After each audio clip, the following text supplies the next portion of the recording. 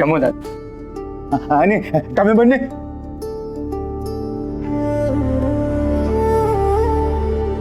દાદા, તમને જમતા જોઈને અમારું પેટ ભરાઈ જશે. દાદા, આજે અમને સમજાવ્યું કે કોઈને એક ટંકનું ભોજન કરાવવું પણ કેટલું દુષ્કર હોય છે જ્યારે પરિસ્થિતિ વિષમ હોય. પણ તમારા આશીર્વાદથી આખરે અમે તમારા માટે ગોળ અને રોટલા લાવી શક્યા. જમો. તમે લાવ્યા મારા માટે રોટલા અને ગોળ? ના ના, સગડું આપે રામ, બાકી જગત અહમ ના કામ. હમ, હમ, હમ.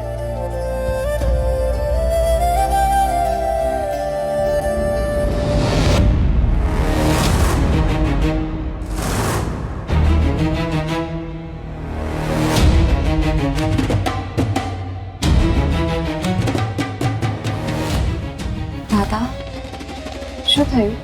તમે લોકોએ પેલી વાત સાંભળી છે? વાળ ચીબડા ગળી જાય.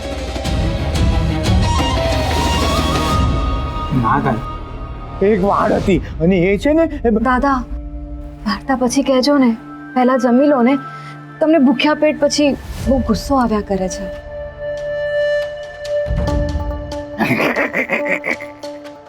આજે ગુસ્સો નહીં આવે. આ વાત છે ને બહુ દુઃખી થઈ જવાય ને એવી છે. એક વાડ હતી, એમાં છે ને બહુ બધા ચીબડા આવતા હતા. એ ચીબડા છે ને મનુષ્ય અને પશુ પંખી બધા ખાઈને તૃપ્ત થઈ જતા.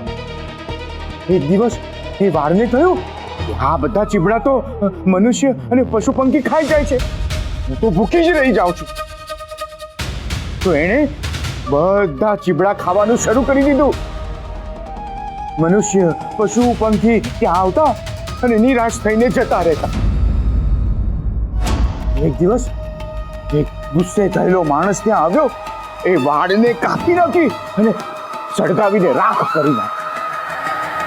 પણ દાદા, વાડ ચીબડા કેવી રીતે ખાઈ શકે? એને તો મોઢું ના હોય ને, એને તો મૂળ હોય. લોભ. જ્યારે લોભના મૂળિયા ઊંડા ઉતરી જાય ને ત્યારે વાડની જેમ આયુષ્યના બધા સત્કર્મો બળીને રાખ થઈ જાય.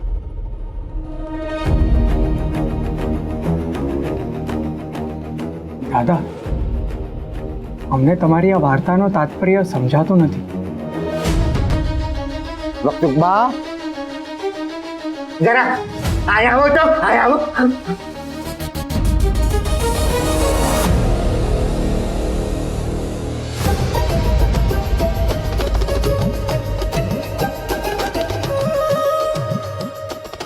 વક્તુબા, તમે તમારા માટે નહીં પણ તમારા સંતાનોના મોહમાં આવીને જે ચણાનો લોટ ચોરી લીધો છે ને એને હમણાં ને હમણાં ઘરની બહાર કીડિયારે નાખ્યા હો.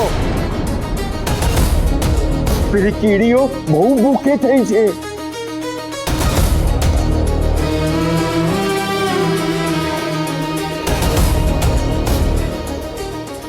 માં, તમે ચણાનો લોટ છુપાડી રાખ્યો છે?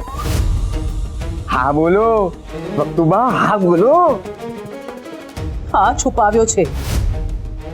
એ લોટ કીડિયારે ભરી આવો. જાઓ, જાઓ, જાઓ.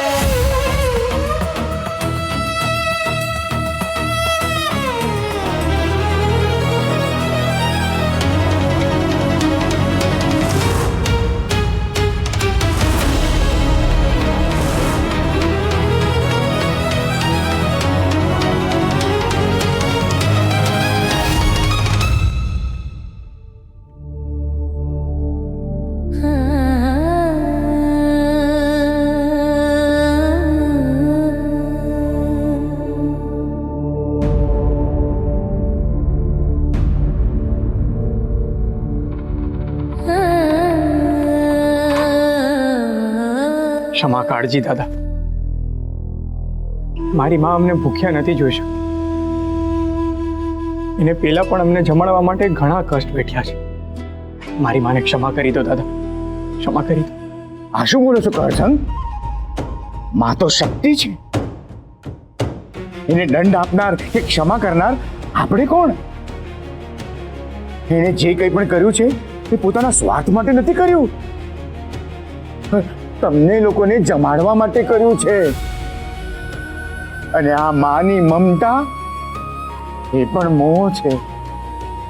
અને આ મોહ જ અપેક્ષા જગાડે છે. અને આ અપેક્ષા બધા દુઃખોની શરૂઆત છે.